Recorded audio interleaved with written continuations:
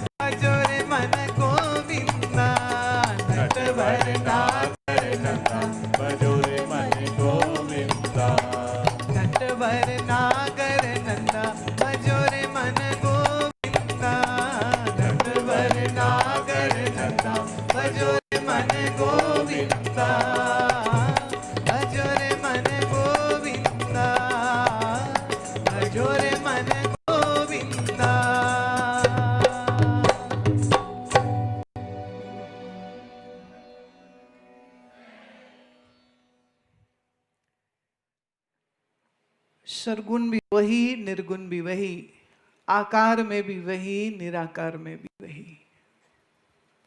आप जानते हो जब भक्ति का विषय आता है तो हमें भक्त को उसका रोना, मनुहार करना, हाथ जोड़ना, प्रभु को मनाना, ये सब जो है इसका एक अपना रंग है, इसका एक अपना कलर है, इसका एक अपना स्वाद है। तो उस स्वाद से स्वयं को वंचित क्यों रखना? श्रीमद् भागवत की एक बात सुनाते हैं। श्री वेद व्यास जी लिखते हैं कि गोपियां पूर्व जन्म की सब ब्रह्म ऋषि थी। ब्रह्म ऋषि मतलब ब्रह्मा अनुभव किया हुआ था, ऋषि थी। पर इन ऋषियों ने विचार किया कि ये भक्ति की सरसता का स्वाद तो हमने देखा नहीं, अब भक्ति की सरसता और स्वाद देखने के लिए दो चाहिए। अद्वैत वेदांत सिद्धांत में अद्वितीय ब्रह्मा किससे मोहब्बत करेगा? करने को दो चाहिए। तो कहते हैं अच्छा, ऐसे तो मालूम है कि जन्नत की हकीकत क्या है, पर थोड़ी सी विरह और प्यार और प्रेम और रस और रूठना और मनाना और नाचना और गाना और याद करना और आंसू बहाना, ये सब अनुभव करने के लिए हम किंचित मात्र अपने अंतःकरण से इस अज्ञान के पर्दे को खींच लेते हैं ऊपर, और अब तू अलग और हम अलग, कृष्ण अलग और हम अलग। अब दो हो गए ना, अब तुमको देखें और तुम छुपो, हम ढूंढें और तुम छुपो, अब खेल शुरू हो गया। ओ सुनो ना, वो छोटे बच्चे के साथ कभी कभी माताएं खेल खेलती है ना, वैसे करेंगी, ऐसे रख लेंगी, फिर कहेंगी चा, फिर यूं कर लेंगी, कहेंगी चा। गुजराती में मालूम नहीं क्या बोलते हैं, पर पंजाब वाले चा बोलते हैं। अब चा का मतलब क्या, कुछ है नहीं, बट बोलना है, कुछ बोलना है, तो यूं कर लेगी, फिर कहेगी चा। वो बच्चा खिलखिला के हंसता है। तो भक्ति मार्ग क्या है? हमें तेरी हकीकत भी मालूम है और अपनी हकीकत भी मालूम है, पर थोड़ा खेल खेलने की चाह है। इसीलिए जब श्री कृष्ण जन्म लेते हैं तो कहते हैं ये सब ऋषिकाओं ने, इन ऋषियों ने स्त्री का जन्म लिया। स्त्री का जन्म लेकर के तमाम जो रस हो सकते हैं मानवीय, उन रसों की अनुभूति के लिए वो कृष्ण के साथ उनके बालपन से लेके और जब तक वो मथुरा चले नहीं गए तब तक वो ये खेल, ये लीला जो है वो चलती रही। याद रहे वृंदावन नंदगांव से, माने मथुरा और वृंदावन की दूरी आज भी 16 किलोमीटर ही है। 16 किलोमीटर दूर बैठा है कृष्ण, तो उसके वियोग में तड़पने की तो कोई जरूरत नहीं, चले जाओ।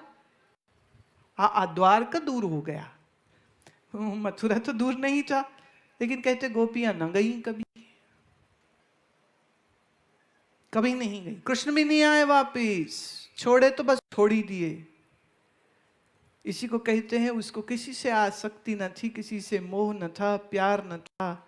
उसका प्यार भी एक छल था और उसका मोह भी एक छल था। छल माने छल वाला छल नहीं है, ये लीला वाला छल है, ये खेल वाला, ये चाह वाला है। चाह कर रहा है। वृंदावन छोड़ देने के कोई लगभग कहते 100 वर्ष बाद एक सूर्य ग्रहण हुआ था कुरुक्षेत्र में, और उसमें श्री कृष्ण गए और उसमें जाकर के कुछ गोप ग्वाल मिले हैं वापिस। अन्यथा वो अपनी जगह हैं, वो अपनी जगह हैं, वो अपना कर्म कर रहे हैं, ये अपना कर रहे हैं, वो अपने कर्तव्य पालन कर रहे हैं, ये अपने कर्तव्य पालन कर रहे हैं।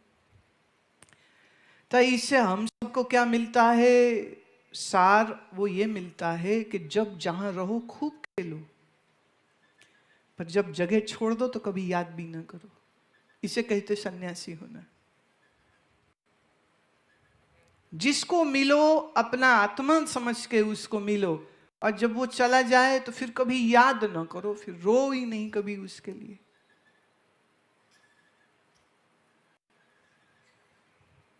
अब द्वारिका में बैठे हैं, द्वारिका ही अपनी है।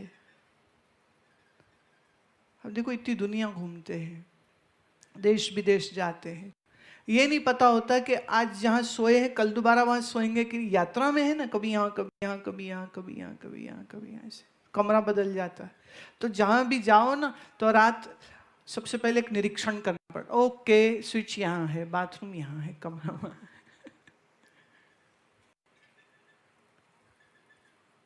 क्योंकि निद्रा देवी में तो सब बराबर हो जाएगा ना, अंधेरे की उस गर्त में चला जाएगा,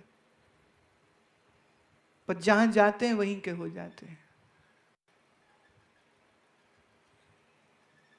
पर जब ये जगह छोड़ के जाएंगे तो एक बार भी याद नहीं करेंगे।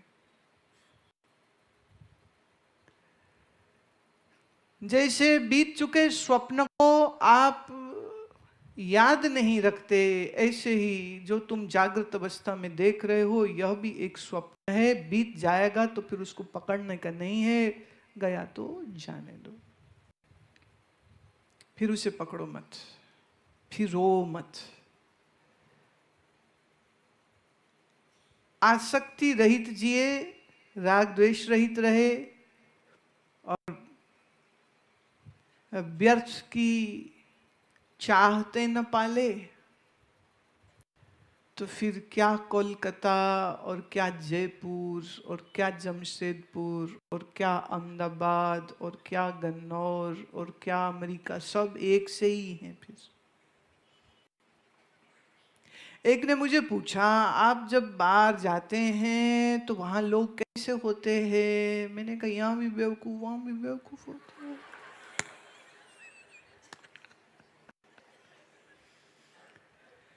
ऐसा एक बार किसी को बोला ना तो वो थोड़े ऐसा बितर से गए, क्या है ये बेवकूफ समझते सबको। मैंने कहा नहीं नहीं सुनो, आप समझे नहीं, बा से ब्रह्म, बा से बेवकूफ। जो आपको जाने तो ब्रह्म स्वरूप है, जो आपको न जाने तो बेवकूफ। जायदी फर्क नहीं है।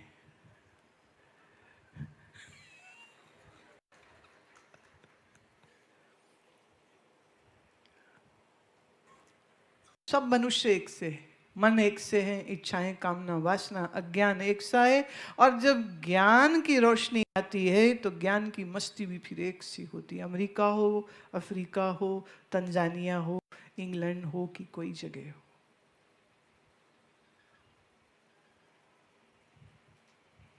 पकड़ ना रखे, न बाहर की न भीतर की, न शरीर की न मन की न संसार की, पकड़ मुक्त रहे।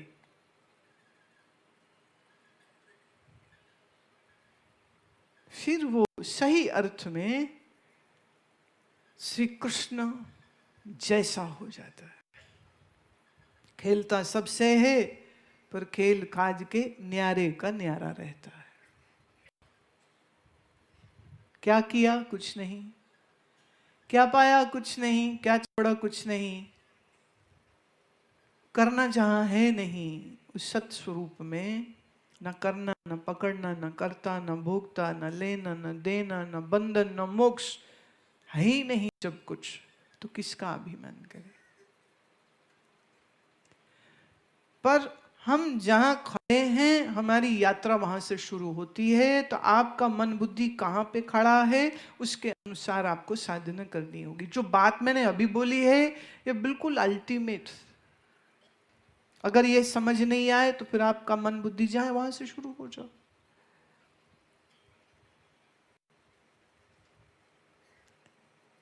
कोई दिक्कत नहीं, कोई जल्दी नहीं।